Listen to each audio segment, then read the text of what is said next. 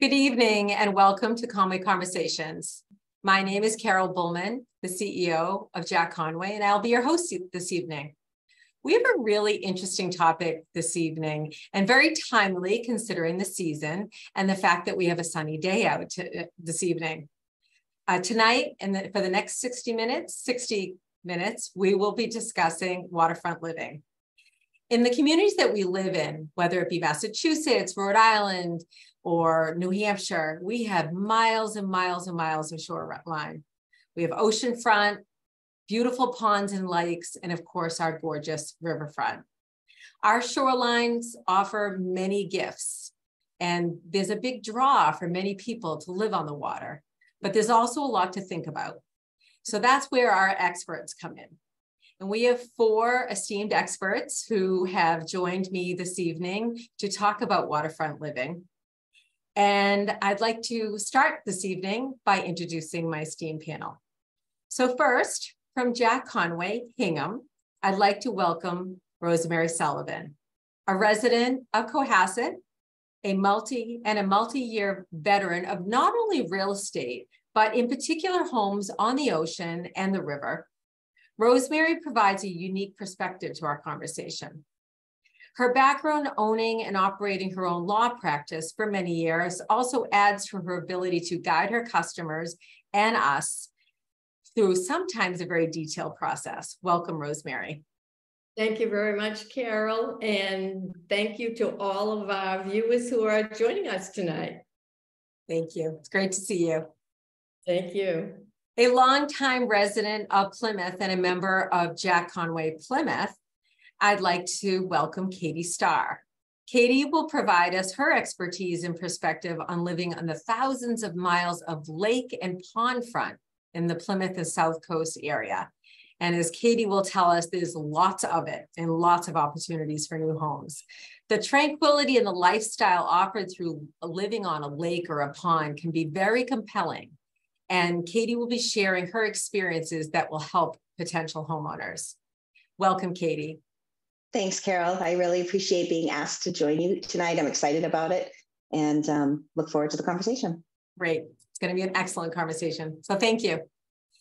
We welcome back to Conway Conversations, Sarah Stubbs. Sarah is our liaison between Jack Conway buyers and sellers and our insurance company, Conway Country Insurance.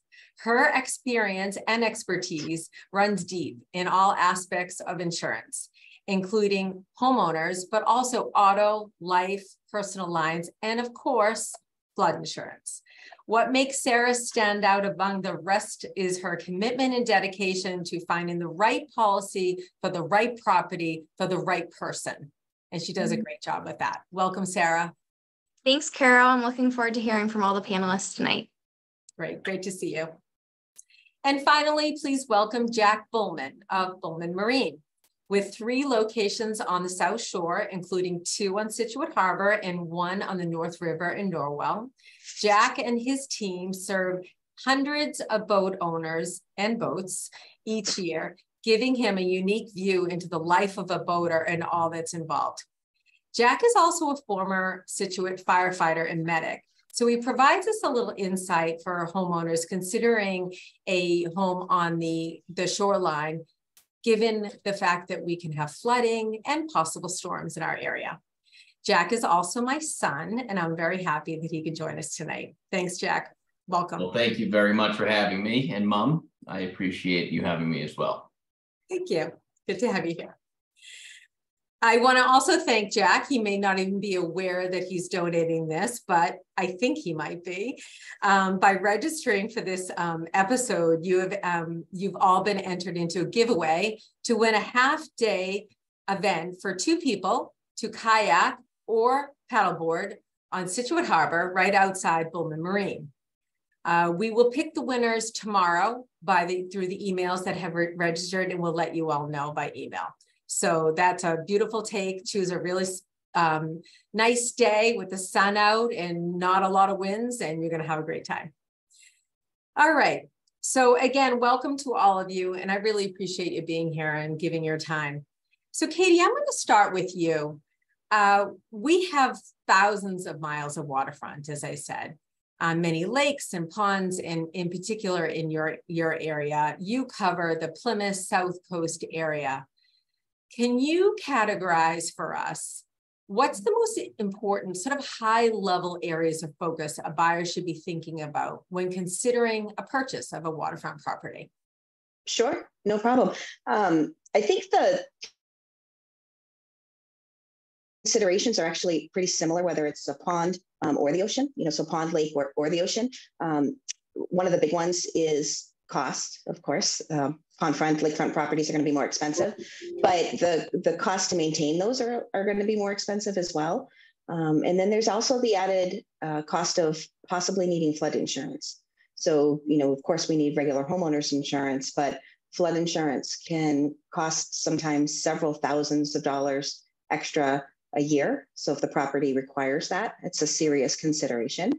I think other things that are important when you're buying property on the water come into play as far as, can you access the water? Can you access the pond? Can you get in the ocean right from your property?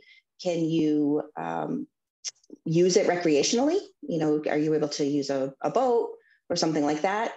And I think your view, so sometimes you may have an obstructed view just naturally, and can you change that view? So those are probably the biggest things to consider if you're buying a property on the water.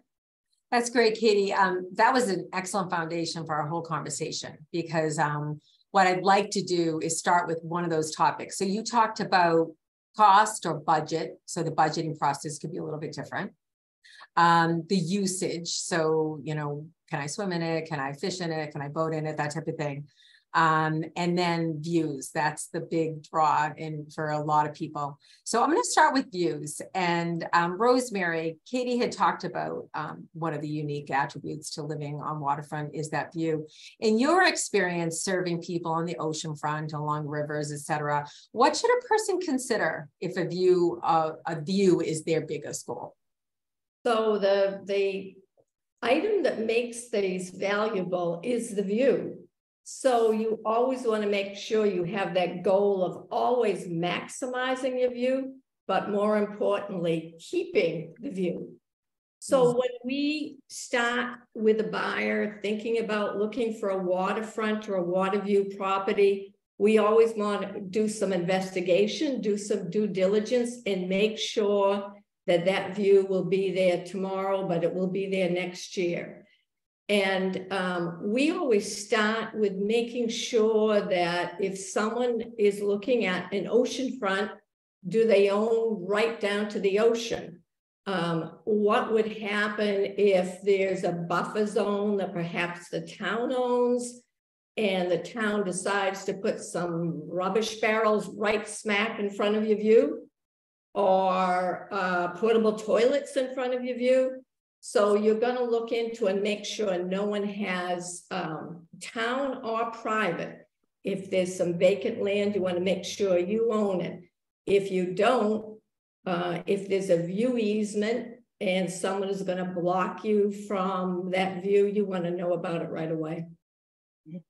That's great. You brought up something interesting. You talked about town using the property in front of your home and making sure that you have full access. What about, there's so many walking trails in our area. What if there's a walking trail in front of you? You do have to be aware. And again, you're going to talk to your realtor, your attorney. You're going to go to the town offices.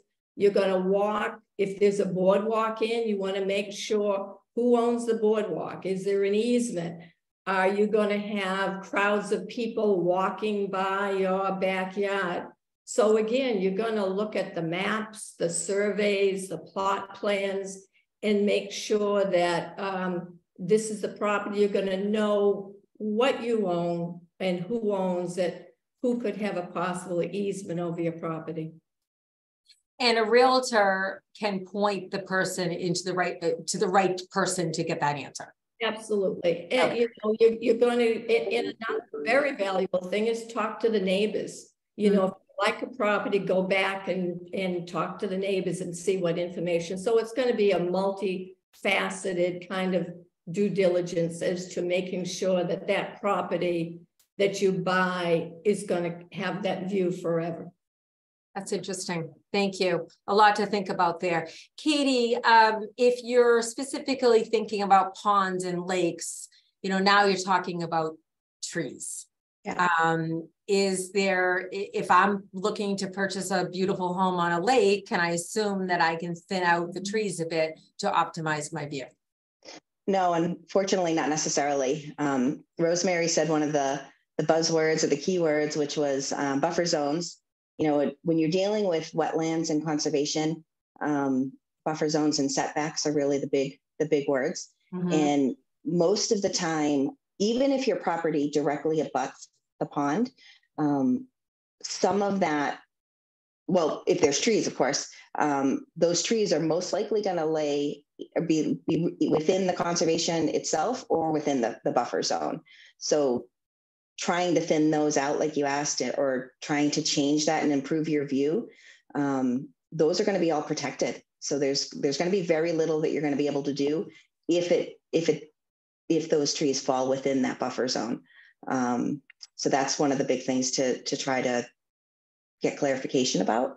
Yeah. And then over time, even if they're there and you can see, trees grow. Mm-hmm. So, and they change, and if they're protected, they're almost always protected. So you may not be able to, you're not necessarily supposed to be able to trim them either. So taking them down is one thing, trimming them is another. And again, if they're in that buffer zone or the conservation area, they're really off limits. So that's a really good point. So it's one thing if there's big, large, mature trees, it's fairly obvious what a person can see or cannot see. But there might be some seedlings underneath that will eventually be full-grown trees. Those also could be protected in their future. So your potential home buyer would need to look into that. Exactly. Yeah. Okay. Yeah, your view may change over time and not in the favorable direction. All right. And again, you could provide them some resources to be able to research, the process there.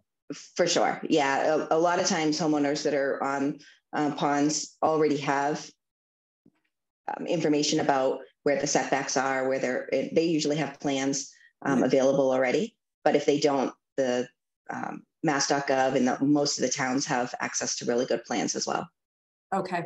All right. Interesting. So the two of you have already started us with two really important words, due diligence. Due diligence for a home on a cul-de-sac is one thing, but buying on a body of water is really a lot more detailed. Okay. That's important. So let's talk a little bit about, Katie also talked in the very beginning, some of the foundational pieces is cost. You have to understand if you're purchasing because you love that water, you love that view and all the things that it entails, that there's going to be additional costs involved. So Sarah, we're going to start with you because the first thing, of course, people think of when they think of waterfront property is the cost of flood insurance and some of the insurances that are based on are applicable to waterfront homes. Can you share us why a coastal property have a history for being a little bit harder to insure? And does it necessarily mean they're more expensive? Yeah, so home and flood insurance policies up until now, which we'll talk about later, have been separate policies. So as far as the home insurance policies go, they're not harder to insure, but there's select carriers that will insure coastal properties. And the reason for this being is that it's a higher risk to the insurance carrier that an weather-related, wind-related, high-velocity claim is going to occur. So if there is a claim situation, it's going to cost more for the insurance carrier to pay it out. So therefore, the trade-off is that usually, not always, but usually the insurance premiums tend to be a little bit higher on coastal homes.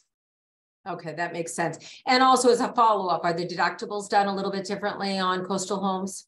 So there are two different deductibles on home insurance policies. On non-coastal areas, they're usually just flat all peril deductibles, which usually range from $1,000 to $2,500 on average. However, in coastal areas, in an effort to keep the cost down on insurance premiums, there are hurricane or named storm deductibles, wind and hail deductibles, which are usually a percentage of your dwelling coverage.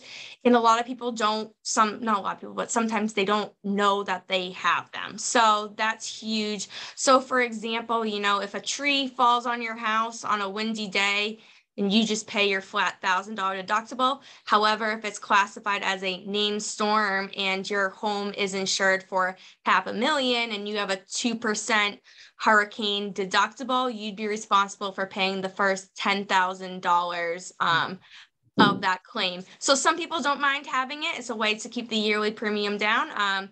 It's a gamble that some people are willing to take. Interesting. So again, with insurance, due diligence, call the insurance agent, make sure you understand your options and absolutely. expenses. And I know you're going to get into a kind of an interesting way to look at that toward the end of the conversation. So thank you, Sarah. Of course. Rosemary, coming back to you for a moment before we move over to Jack and docks, which is an important topic. If you were looking to purchase home, but you knew right from the get-go that you want to do some major renovations, what types of things are involved in waterfront properties if you're doing maintenance or renovations to them? So when you're on a waterfront, you need to know and expect right away you're going to be spending more on maintenance. The environment, the wind, the salt water is all going to take a toll. So if you're on a mainland house and maybe a roof is going to last you 30 years, you're not going to get the same lifelong commitment on that roof on the water. So you've got to be prepared and look into your financing. You may be able to afford to buy the house, but you've got to add in that additional upkeep that's going to cost you to keep the maintenance. And it won't just be on your structure. It won't be just you're thinking about your roof, your windows, your siding. You also have to consider the property around the house. So in addition to the structure, think about if trees come down. Think about if you're in the sand. A storm can come in, it can move the sand. The sand is now covering the boardwalk. The sand is covering your entrance. You're not, in many instances, not going to be able to take a shovel and go out and move that sand. There are regulations about moving sand. There's,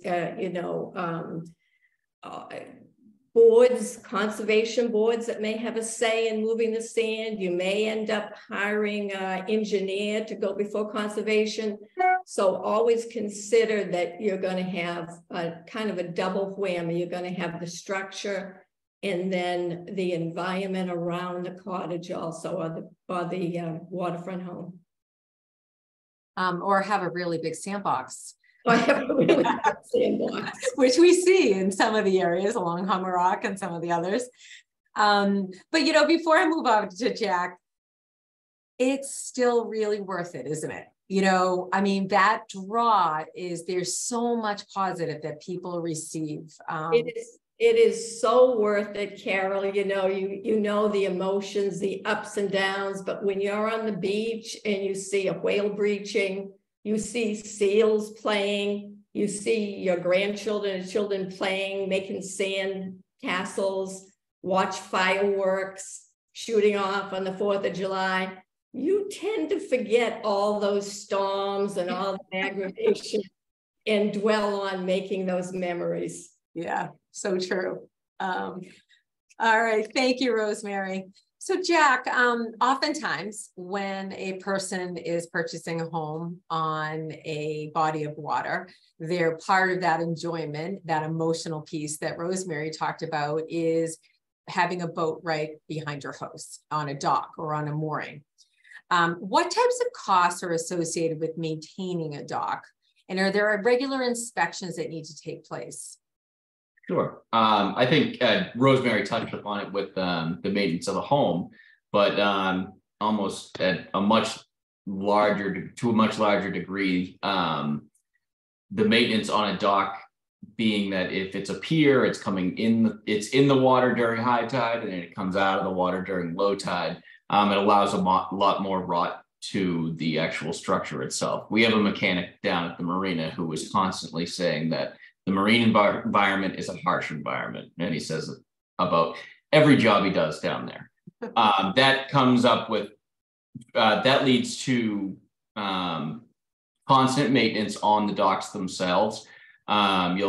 To the wood structures, and then if you have to think about if you have electric that comes down to your dock itself, or if there's water that comes down there, it's a little bit more painstaking as far as keeping up with the constant issues that come around along with that. The other part of that is the maintenance of if you have a floating dock that's out in the water. Many places will have that dock has to be removed during the winter season. So you have to plan for the cost of having a contractor move that out of the water or haul it. A lot of places, if you live on a river, it can be pushed far up onto the marsh. In other places, they don't allow that and actually has to be transported for somewhere to be taken out of the water. As far as inspections, your main place where you're going to need inspections will be if you have a mooring. If that mooring's out in the river or ocean where your boat actually is kept. The other thing is if you have a dock that is held by moorings, those have to have periodic inspections depending on where you are. So, if it's a yearly or a bi-yearly situation. And Jack, where am I going to go to find out which inspections I need? I would say your best place to start anywhere you are is with the harbor master, and they'll be able to point you in the right direction from there. Okay. And Katie had talked a lot about conservation. And I would think if you were going to make any adjustments, conservation is also involved. If you wanted to, update your dock or elongate your dock, do you have to get conservation involved? Absolutely. Absolutely. So most of these places are going to deal with the square footage of dock that you're allowed. But that will vary from place to place. And again, that will go into the conservation department at your town hall or what have you, and they should be able to steer you in the right direction of those parameters. All right, good. Okay, so again, wonderful opportunity to have a boat right there, but there's things that you got to do to prepare. One of the things that comes to mind too, you're in the marina business, and all those things that you just listed off, Jack, you're doing for other people. You're doing the upkeep on the piers, on the docks, you're pulling the docks out of the water, etc. What are some other things? If I were a person that always kept my boat at a dock where I paid like a certain amount each season, if I'm now bringing that boat to my backyard, basically, what do I have to think about to be prepared for? So the main thing is, if you're at a full service marina that stores your boat for the winter season, does all the maintenance on your boat, and then you keep the boat there for the summer season, a lot of the work that's done to the boat throughout the year, it comes to you in a list on a bill, but you don't really have to think about it yourself. You just say, yeah, go ahead and do that work. I think the biggest part of that is going to be educating yourself on what needs to be done to the boat on a yearly basis, and either finding a local marina that can come to your dock and take the boat away and take care of that maintenance for you, or maybe giving you a list of things that they would recommend done on a yearly basis if you do choose to do it yourself. All right, great. So there's resources. Excellent. Thank you for that. Those are good things to prepare for. All right. So far we've kind of dug into two major topics: the view. We've talked about cost and budgeting. And now I want to go a little deeper into usage and enjoyment. All right. So you're looking to purchase a piece of property on some type of body of water. There's a reason for this. For the most part, you want to not only look at it, but you might like to use it. So Katie, another aspect of waterfront living is getting kind of a clear and accurate information on how you can or cannot use a property. Specifically, whether a person plans to use the water for some type of enjoyment. Can a buyer just assume automatically that they can swim, fish, or use a boat on a pond or a lake? I would say in my experience, most buyers can assume that they can swim and fish. Mm-hmm. But that comes with a big assumption that they actually would want to, based on water quality and stuff like that. But yeah, there's not usually a lot of restrictions around swimming or fishing, mm-hmm. for the most part. But the bigger restrictions come into play with boats, of course. So with ponds, they're different sizes, they're different depths, and some are spring fed, some are man-made. So all of those reasons or all of those things kind of play into whether or not somebody can use a boat. Most ponds will allow a boat of some sort, but they may not be the type of boat that you want to use. So a kayak or a canoe that doesn't have a motor, those kinds of boats don't often, at least in my experience, they don't often have a lot of restrictions around those. Or most ponds, I should say, don't often have restrictions with using a kayak or canoe. But if you want to use a motorboat, if you want to use a boat that requires gasoline, many of the ponds in southeastern Massachusetts have restrictions on the size of the boat, the size of the engine specifically, whether it's gas or possibly electric. Electric engines opens up a whole other opportunity that with some of those restrictions, but most ponds will have restrictions on the engine size and sometimes the size of the boat. All right, whether good. or not you can use it. Really important to consider. So they've got to ask those questions. Those questions have to for sure. Yeah, for sure. And actually, I'll add one other thing too, as far as docks on a pond. So if you're buying a property that already has a dock, sometimes those same issues that Jack was referring to come into play as well. And, can your dock stay in the water? Did you have to take your dock out of the pond as well? So those are similar issues. And if the property doesn't have a dock, it's not an automatic assumption that you can add it either. So okay. Conservation is conservation. So if you've got conservation concerns on the ocean, you almost always have them on a pond as well. And the town's going to have a certain process to follow and certain regulations to follow. So those kinds of issues follow you to a pond. It's not always the easier path to water. Yeah, that's a really good insight. I also like to comment about whether you'd want to be swimming in there, and maybe you'd have to learn how deep is it and what type of critters are underneath. The critters, yeah, the critters is a good one. Biting critters, that's a big one. Yeah, I don't know if there's as many biting critters in the ocean as there are in ponds. Yeah, although there's some really big ones being reported lately. So well, all right, that's a topic for another day. All right, great. That's good. So Jack, coming back to you for a moment, you touched a little bit about docks and the size of docks. So many times the common goal is to have a boat out there. If a person is a dock out there, if a person is a boat owner or a future boat owner, do they need to learn about the size of dock they can have or size of boat they can have? Are there restrictions around that topic? Yeah, of course. So the first thing I would go again, my main thing would be to go to the harbor master to find out if there is a restriction on the size of the boat in your area. That gets rid of many of the issues you're going to have. Beyond that, I would go and look at the property itself and the dock itself.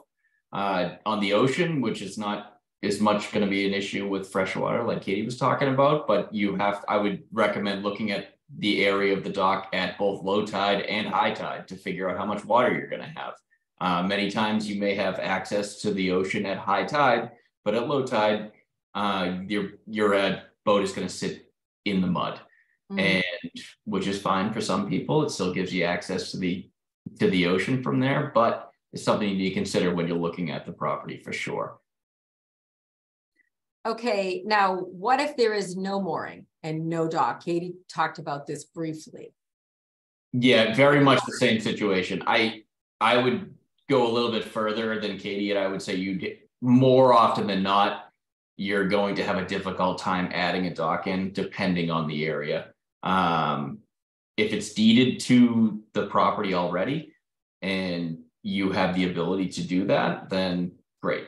Or if there was one there in the past, then you may have a line to the ocean from there. A good example of that is if you go in to, big, larger cities, harbors, and you look around and there's a bunch of abandoned pilings sitting out in the harbor, and it looks like they're just rotting away. The bigger reason that they're there is because if they were ever to remove those pilings, they could never replace them again.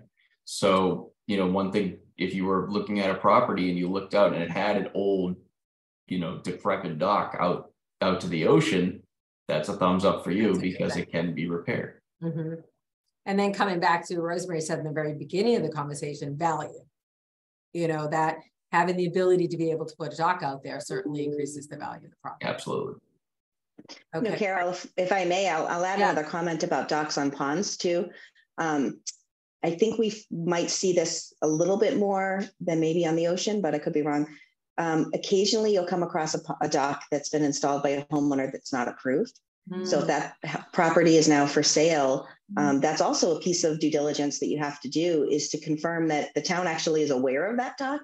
If you buy that property, assuming that dock's been approved, and the town becomes aware of it, oftentimes through listing photos or something like that, then they actually, if the dock's not approved, they actually may come knocking on your door and say that we never approved this dock and it actually has to come out. And now you own the property and you've got a boat on your dock, and now you have to remove it all. And you may have closed up your path to approval just by inheriting a homeowner's dock that wasn't approved properly. But I think that sometimes that's a little bit more on ponds. I don't know if that happens nearly as often on the ocean. Yeah, that's a good point. Rosemary, have you seen that on the ocean?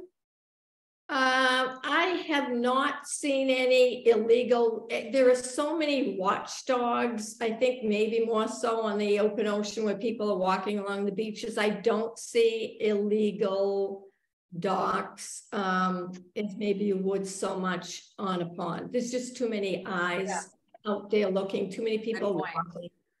You kind of sort of a fishbowl out there in the ocean. Right. Yeah. Okay. That's a good differentiator. One thing I wanted to mention before I go to Sarah to talk about financing, insuring our toys. If anybody has any questions that's listening, we do have our question and answer box open. We're happy to take questions from the audience as we go along. Sarah, so financing those boats, maybe jet skis, the different toys that are out on that dock and mooring, tell us about that. What are your recommendations? I would always recommend getting an umbrella policy, and here's why. So you can purchase underlying policies similar to, your car insurance or even your home insurance that covers, damage to the home, things like that. However, boats, jet skis, they have a high injury rate, unfortunately, even though they're super fun. So it is always beneficial to get that extra liability on top of the underlying liability. Because if you were to injure someone, someone's on your boat or you accidentally crash into another boat, things like that, it gets pricey. So an umbrella policy is just extra liability. It's super affordable, and it just kind of goes over your underlying policies and provides additional liability insurance if, needed, God forbid. Okay, so the umbrella is just as it sounds like. It's kind of going over all of your policies, especially a little bit more liability. Especially if you have those toys. And even just, being coastal, having more barbecues, maybe you have a trampoline, which has nothing to do with being coastal, but summertime, umbrellas are always a good idea if you have anything that's fun that can cause damage. Yeah. This always seemed to be more risk on the more fun things, right? Exactly. Yeah, this is good. Now we're getting to all the reasons why people really want to live on the ocean. It's not all about costs and that type of thing. Yeah, it's a lot of cool stuff. So Rosemary, you had talked a little bit in the beginning about renovations, and we've touched a bit on conservation and some of the different permitted. What are some of the beach management plans that you work with, and some of the town commissions that you've got to be familiar with, and why are all those so important when you're talking about oceanfront? So when you're living on the ocean, you really want to become friends with the town offices. So you are going to be spending a lot of time, if you make any renovations at all, with the building department, with the building inspector. So you want to go in there, make sure you're doing everything properly, because again, you're looking at that value. And when you go to sell, a good buyer's agent is going to go right down to the building department and make sure that all the renovations that you've done are in accordance with the rules and regulations.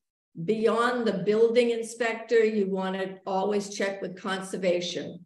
If you're near, the water, a dune, a salt marsh, you're going to always be dealing with the Conservation Commission. And of course, don't ever forget the Board of Health. You've got septic systems. Many people have wells still. So you're going to want to check with them. And one of the departments that lots of people forget about, but on the South Shore is really important, is the NHESP, which is the endangered species. Anyone who has read any information about, for instance, Plymouth, the piping plover. Down beaches, we all wait for the nesting season to be over. And, it is troublesome sometimes. It is to our building and beach plans. It really is important. So you need to know there may be turtles nesting. There may be the piping plovers. So always build in extra time if you're doing any renovations at all along a waterfront or water view. It's going to take you longer than it initially would in any other building project along the mainland. And then you've also got the coastal zone management. So you're going to be looking at local, state, and federal agencies whenever you're thinking about any renovations, new construction, or demolition. That's interesting.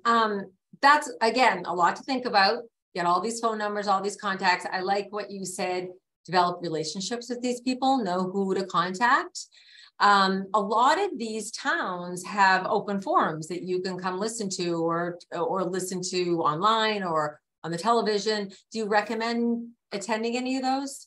As bad as COVID was, one of the really positive things I think that came out of COVID was these local meetings are now usually on Zoom. So if you're thinking about buying or you're thinking about a project, go on the Zoom, listen to conservation, listen to all of the planning board meetings. You'll get a good feel for who are the best engineers. You'll have an opportunity to listen to the engineers, the contractors. You'll get a feel for how people vote. So yes, absolutely. Before you buy a house, before you start a project, get used to going on Zoom and listening to these boards. You'll pick up so much additional information. Okay, I think that's great advice. Very practical. It really comes down to doing, again, due diligence, but also getting to know the people that you can rely upon for answers. Okay, that's great. Katie, do you run into the same, you must run into the same situation with lakes and ponds and rivers and that type of thing?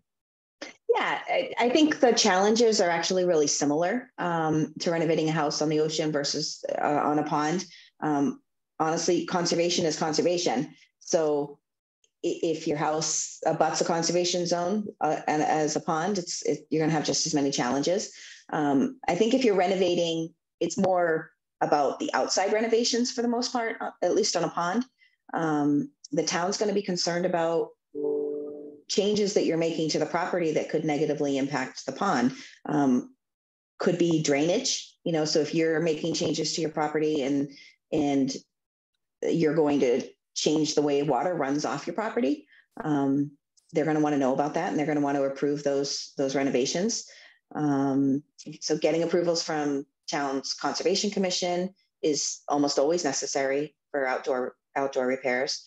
And then, one of the things, Rosemary, I think touched on this, hiring an engineer.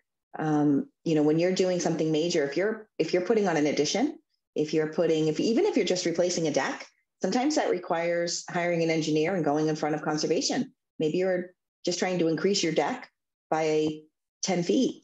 You might now be in that buffer zone, and that triggers all kinds of different approvals with conservation. So hiring an engineer that specializes in these kinds of properties and somebody that's really familiar with dealing with the town specifically and the different departments within town and getting approvals, that's going to help, somebody that's going to help you navigate that process is really important. Great. Excellent. Very practical advice. Okay, we can't have a conversation about waterfront living without talking about storms and flooding. So Sarah, we're going to start with you. Can you briefly touch upon the current flood insurance guidelines, and in particular, where do you find this information? And before you answer that, there's a question that came in from the audience, and I'm going to read that to make sure that we cover the answer with your response. So would you comment on flood insurance and expected changes anticipated and typical costs in addition to regular homeowners insurance, and of course, higher valuations and real estate taxes? Oh, that's a lot. Finally, that's a loaded question. Yeah, that's a lot. You can give some general answers. How much time we have? I know. Finally, will assessed valuations and sales prices fall in the future because of increased flood risk anticipated? That's interesting. So I'm going to let either Rosemary or Katie take the second half of that and talk a little bit on the real estate side. But Sarah, if you could talk to us a little bit about flood, and I know there's been a lot of changes, and Absolutely. you also have a new carrier that you wanted to talk about. Yes, absolutely. So to kind of break that up a little bit, there are 3 different flood zones. There's AE, which is typically if you're near a river, lake, stream, things like that. There is VE, which is, your oceanfront homes, things like that. And then there's X. AE and VE, flood insurance is required by lenders if you are in either of those flood zones.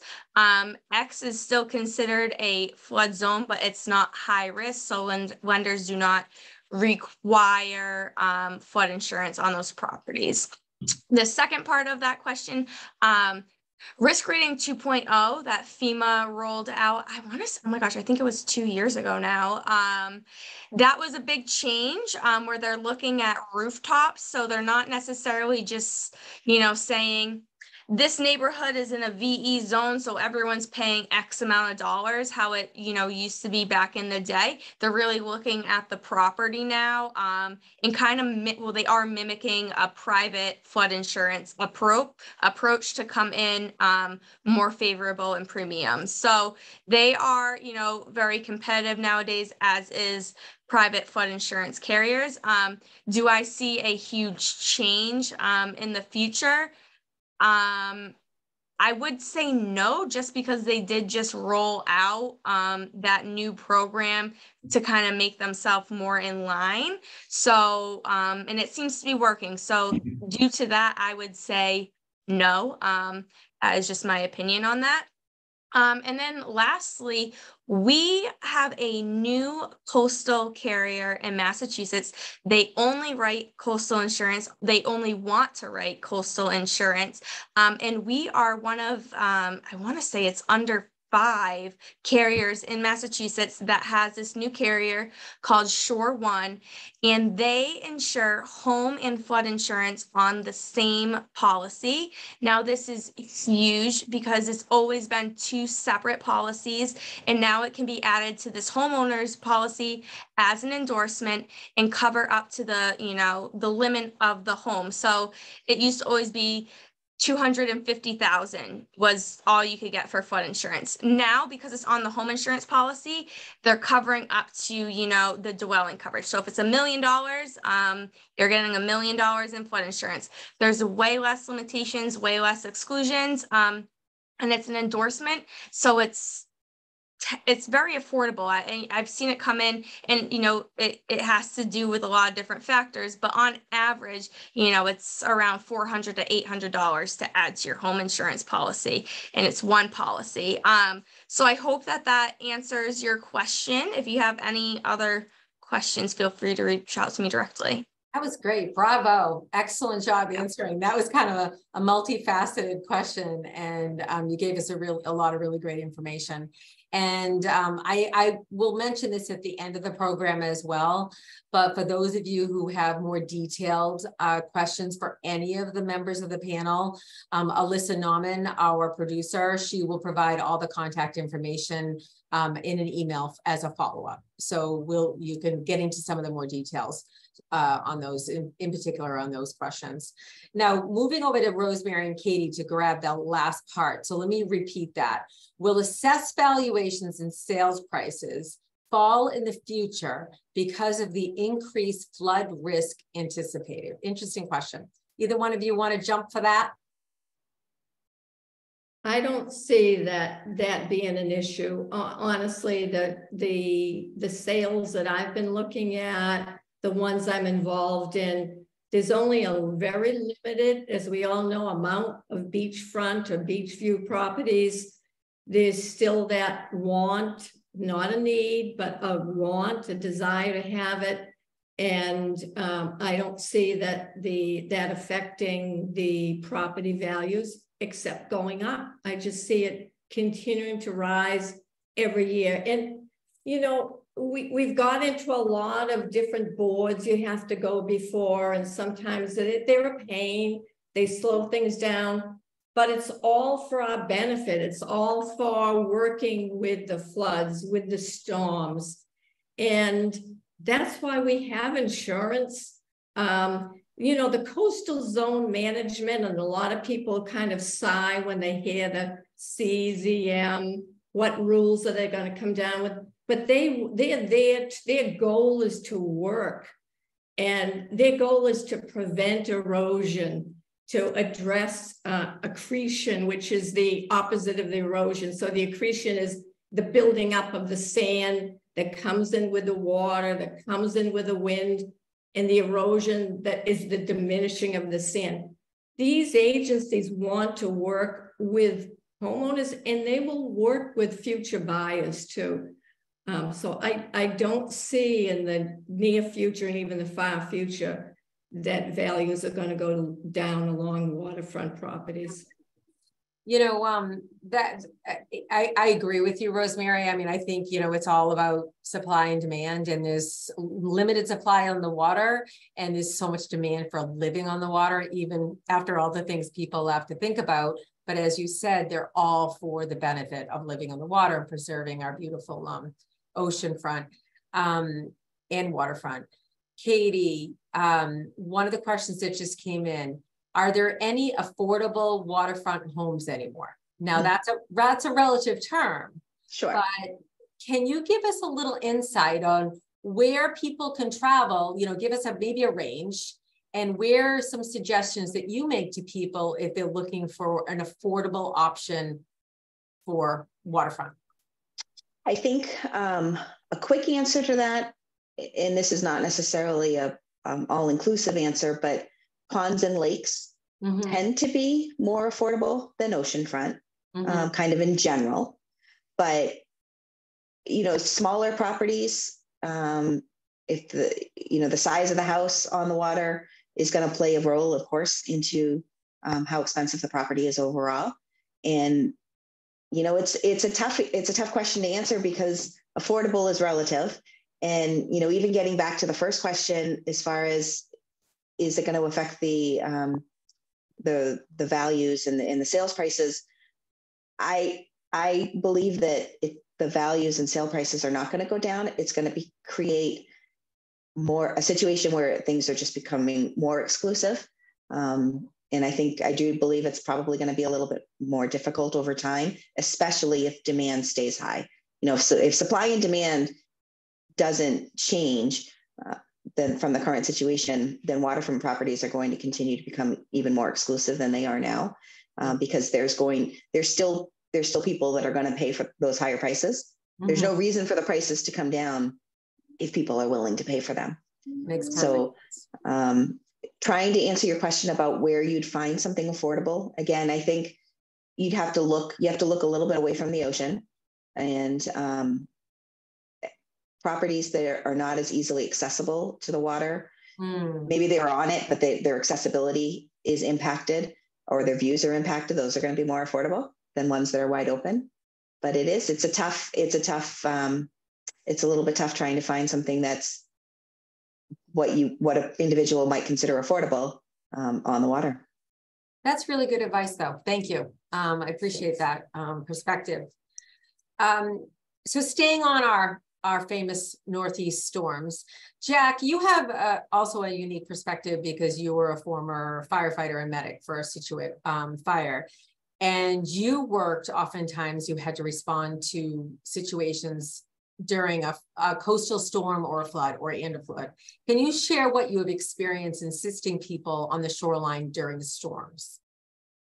Yes, I can. First, I think I want to start off by saying, storms are often thought of as a negative when you live on the water. One of my favorite things from living in a coastal area is the weather that we have. Mm-hmm. And if you live on the ocean, or if you're living near the ocean, to be able to witness the sheer power and Mother Nature at its core, it gives you a front row seat to that. So you talk about views being the biggest driver of the value of a property. In my opinion, that's my favorite view of the ocean. But moving on to the question, yes. So I would say the most common issue we have was water. In Situate, we have an issue with splashover and flooding as well, but the major damage driver is splashover and actual waves hitting the breakwaters or houses themselves. So my recommendation would be to talk to your neighbors and talk to the potential neighbors you have in a home that you're looking at. And I think what you'll find is that, especially down by the water where all these people are living through the same issues of the storms and preparedness, it's a community unto itself, in that you'll find people more than happy to open their arms and help you, or tell you exactly kind of where you're going to have major issues or what kind of storms that you're going to have major issues with. And that will lead you down towards you being prepared for these storms, be it having sandbags ready to go to keep the water out of your home. If you should have the ability to board up your windows when certain storms are coming, just when you need to leave your house, I suppose, is a major thing. Or something as simple as moving your car for a storm before it comes through. So those are the major things that we saw. The other wind-driven issues that we dealt with were, smaller in comparison. Mm-hmm.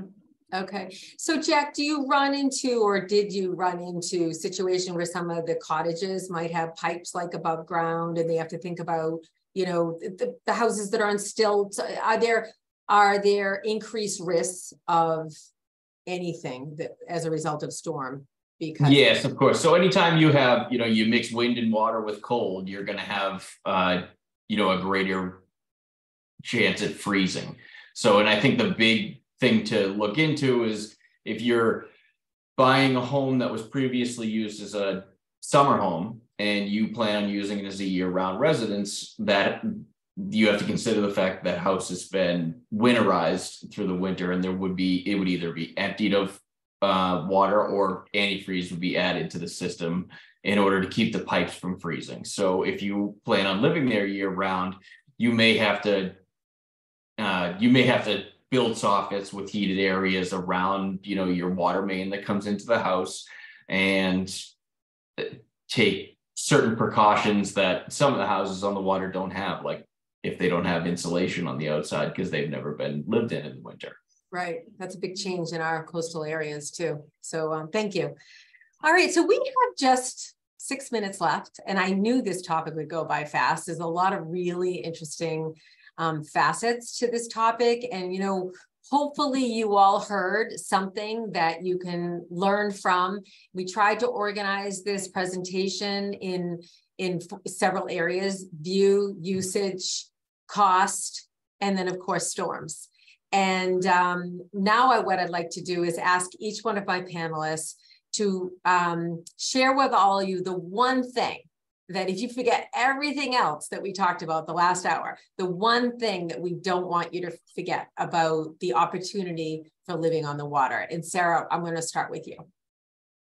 Well, I'm going to break the rules and do two things really quick. I can't stop you. So the first thing is just be aware what your deductible is or deductibles if you are coastal. And then the second thing is just don't panic if your property is in a flood zone. Just know that there are so many options nowadays, and even so many more options than there were just 5 years ago. And it usually does work out. So don't panic, and I'm gonna leave it there. that's a good point. There's been a lot of bluster around flood insurance, hasn't there? Yes. So yes. don't be afraid. It's not a bad word. Nope, you can shop it just like your home insurance nowadays. So great point. Thank you for that. Katie, what would you like to leave our audience with? I guess, buying on the water is really a dream for so many people.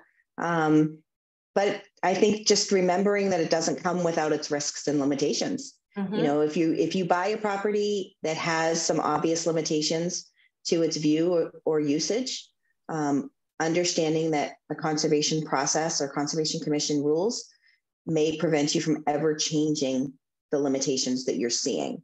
And, that's probably, if you can live with it as is, great. But you just may not ever be able to make the changes that you want to.